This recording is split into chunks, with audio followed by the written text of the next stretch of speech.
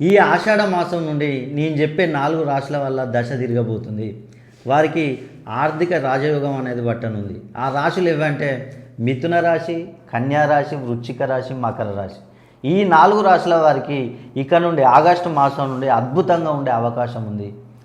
వీరు కొత్తగా నూతనంగా ఏ వ్యాపారం చేయాలనుకున్నా కూడా అద్భుతంగా చేసుకోవచ్చు, కలిసి వస్తుంది మంచిగా. అదేవిధంగా వివాహాల కోసం ప్రయత్నం చేసేవారికి కూడా ఈ సంవత్సరం వివాహాలు జరిగే అవకాశం ఉంది. ఎన్నో సంవత్సరాల నుంచి వివాహాలు జరిగి సంతానాలు లేకుండా ఇబ్బందులు పడే వారికి సంతానాలు కూడా కలిగే అవకాశం ఉంది. అదేవిధంగా కుటుంబ కలహాలతో బాధపడేవారు, ముఖ్యంగా అన్నదమ్ముల మధ్యలో గొడవలు, అదేవిధంగా భార్యాభర్తల మధ్యలో గొడవలు, అత్తాకోడళ్ళ మధ్యలో గొడవలతో బాధపడే వారికి ఈ సంవత్సరం ఉపశమనం అనేది లభించనుంది.